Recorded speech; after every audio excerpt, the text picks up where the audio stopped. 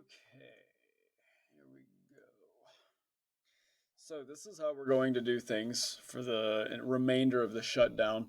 I'm gonna try to limit the amount of these presentations. This is a pretty good way of doing things, though. So this is how it's going to be, maybe 2 days a week. Um, anyway, here's some important info for the next 3 weeks that you guys need to know. Make sure that you guys initial my posts on Google Classroom. So, for example, I type something, an assignment on Google Classroom. Each of you, for each class, you need to initial that you're seeing that. And if you're doing that, then I can put a check mark next to your name for the office to see that you are participating. So if you're not checking in and putting your initials, it's almost like you're absent that day. And if you're continuously not checking in and there's no evidence that you are, then there's going to be some kind of action against that. I guess it's the same thing as truancy in school. So anyway, moving on. Assignments and due dates will be to the left of Google Classroom. So if you look at Google Classroom for each class, look to the left and your assignments and due dates should be there. And if you click on those assignments, there should be instructions. And I'll be posting the assignments on Classroom, the forum page as well, so that you can initial and sign off on that. You've seen that stuff. And remember, we are not on break. I still work for you. So every single day, Monday through Friday, and even on the weekends, if you have any questions at all, you can email me because I'm still getting paid and you guys still are expected to learn. So don't feel like you're going to be bothering me. Not that you would, but. And then last, any presentation we have, you are to take notes as you please. Use the pause feature to write, and that's going to lead into what we're doing now. We're going to be talking about the Cuban Missile Crisis, which is quite possibly the most important, crucial event of the Cold War, and a period of 13 days where it was the closest the world has ever come to ending from a nuclear holocaust. So that's what we're talking about today. Make sure you're following these four bullet points here for the remainder of the shutdown, and hopefully this lasts only 3 weeks. So we're going to begin the Cuban Missile Crisis. So at this point in time, please get out a piece of paper to take notes on, or you can take notes on a Google Doc, but that's going to be or a Word document, but that's going to be pretty challenging if you're using this at the same time on the same computer. So for the notes, at this point you can pause this video and get some notes, or you can, if you have it already, write the Cuban Missile Crisis. Actually, just pause it anytime you need to. The Cuban Missile Crisis, which was October 16th through the 28th, 1962. It only lasted 13 days, but it changed the world. And we're still sour over it with Cuba. If you want to go to Cuba, you can't because of this. So there's your title, there's the date. Let's begin. Anytime you need to pause the video, pause it and take notes. And I will tell you what you need to know for each thing. And I might be going a little fast because we don't have to wait on everybody taking notes now. You can take notes at your own speed. Why are you taking notes? Because at the end of this, there's going to be a short quiz as well. And I highly doubt you want to watch this again while you're taking the quiz. So here's Cuba. This is where Disney World is. This is Key West. And this is the giant island of Cuba. Up here is the South. Texas, Louisiana, Alabama, Georgia. Bahamas are over here. Mexico's down here. Right in the middle of the Caribbean is Cuba. Look how close.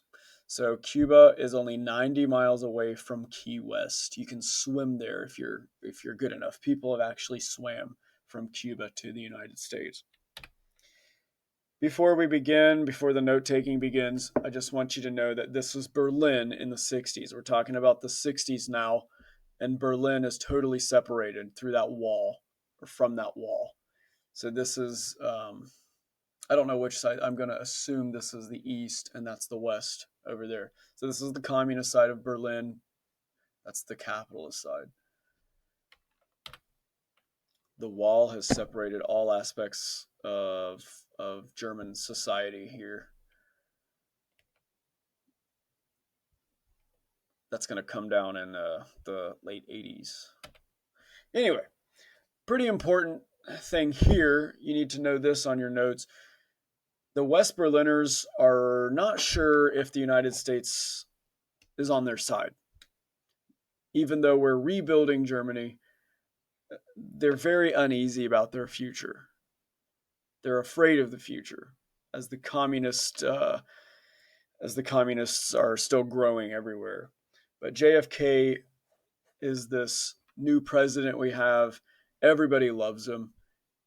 He's just around long enough not to, become a bad president because, as you know, he does get assassinated.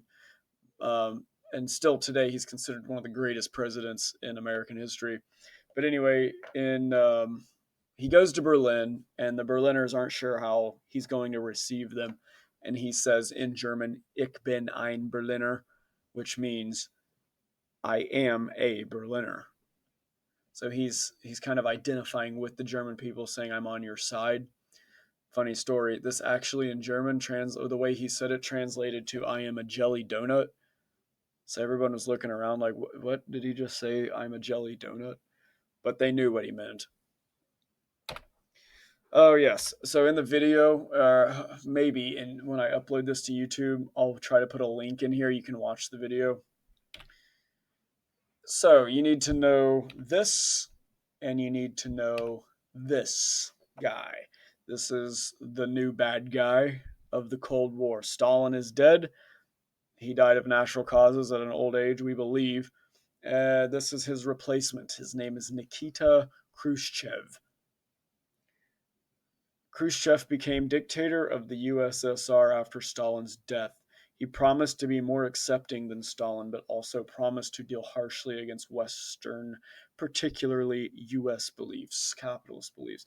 So the Russian people had a lot more freedom under Khrushchev, but he still was drawing that hard line with the West, saying, "Do not mess with communism, and we're still going to continue to expand." So the West was afraid of this guy.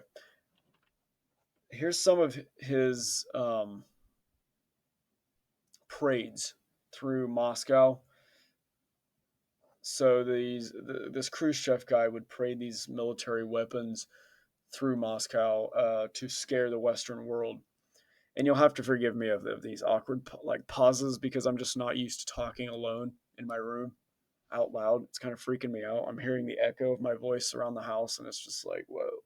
But anyway, if you go to Moscow today, this is still there. This is Lenin's tomb. And Lenin is still in there. You can see his body. Stalin is in here as well, but he's underground. I think he's out here now. Anyway, this is the military parade, and Khrushchev was showing off these missiles. These are intercontinental ballistic missiles. You can put nuclear bombs in these and drop them somewhere on the U.S. from space. One moment.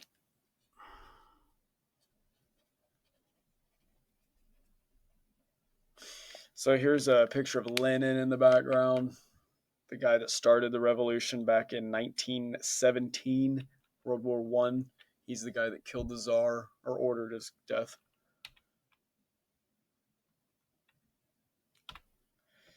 You need to know who this guy is. This is Fidel Castro. He is a Cuban communist dictator. He was from the jungles of Cuba, and with his guerrilla warfare tactics, managed to take over Cuba. I'll try to stop itching in the microphone because I have eczema.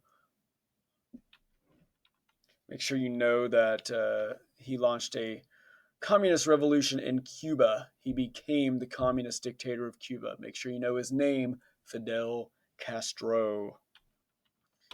Now, Fidel Castro loved cigars. He was A lot of people that met him say he was a pretty funny guy, actually. He probably had a good personality. And I'll show you more pictures of that in a moment as evidence. You need to know this: the Bay of Pigs invasion. It's a pretty important moment. This is what leads to the Cuban Missile Crisis. So, at this point, we know Stalin is dead. We have a new dictator of Russia named Nikita Khrushchev. We have a president named JFK who still dislikes the USSR. Cuba, only 90 miles off the coast of Florida, has fallen to communism. And now we're going to try to fight back and take Cuba back from the communists. So lots of Cuban people escaped communism and came to Florida. So JFK ordered the military to train Cuban refugees to take back their country. And it says, backed by the US, Cuban soldiers invaded Cuba. Communists defeat the US. So here's what happened. These guys back here are Cubans, but they're being trained by the US government, the US military, to take back their country because these guys just ran away from Fidel Castro and his communists, Cubans. So these capitalist Cubans want to take back their country and gain back their freedoms. So we send them back over to Cuba after we train them, and they lose. So make sure you know that was the Bay of Pigs invasion. It was a catastrophe. We lost. So we're not really good at fighting communists, as you see here. We're not really good at fighting these guys. We kind of lost North Korea. We kind of lose this Bay of Pigs invasion, and we kind of we lose Cuba as well, and we're gonna lose Vietnam as well in the 70s. So Khrushchev sends missiles to Cuba. Why do you think Khrushchev made this decision after the Bay of Pigs? So this is Fidel Castro and Khrushchev hugging the Russian dictator, or the Russian dictator Khrushchev, and the Cuban dictator Fidel Castro, both communists. Anyway, why did Khrushchev give Castro missiles? Well, because of this. We did not want, or they did not want us invading again. We had round two planned. We were going to try to take Cuba back, but Fidel or Khrushchev put missiles in Cuba so that we wouldn't do that again. It's like North Korea. We would love to take out North Korea, but we can't because they have nukes. Just like this, we wanted to take out Cuba, but now we can't because they were given nukes. But the difference is North Korea is way on the other side of the world. Cuba is 90 miles off the coast of Florida. Interesting picture. This is Yuri Gagarin hugging Fidel Castro, the first man in space from Russia, hugging the communist dictator of Cuba.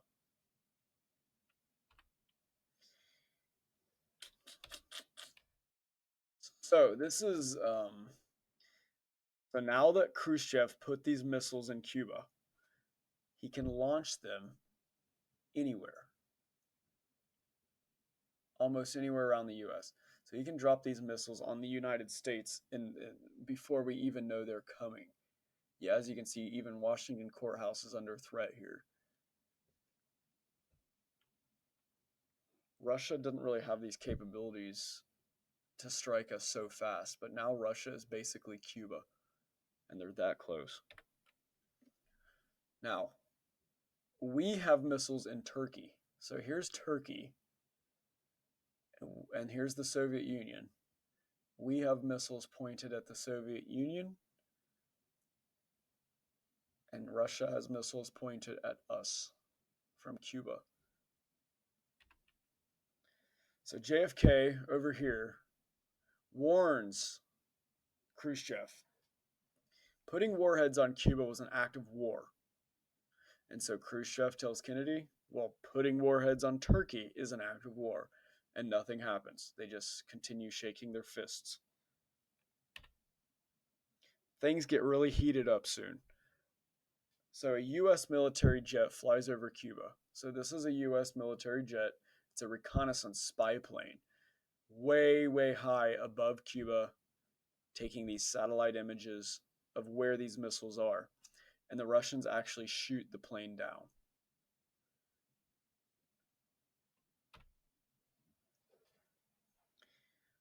So we're inching closer and closer to nuclear war. So this situation is getting very heated in the Cold War. It's not going to be a Cold War much longer if these leaders keep shaking things up. It's a Cold War still because it's just a bunch of fist shaking. But as soon as something big happens, um, there's going to be nuclear bombs flying through the sky. So JFK ignored the demands to remove missiles from Turkey. Instead, he simply sends the steps on how to remove missiles from Cuba. So JFK says, yeah, we're not going to remove the missiles from Turkey, but here's a list of how to remove your missiles from Cuba. Step one, take the missiles on a ship. Step two, sail the ship back to Russia. Step three, I guess it was just an agreement we're not going to attack Cuba. But anyway, there's Fidel Castro with his cigars. We tried to kill this guy with cigars so many times.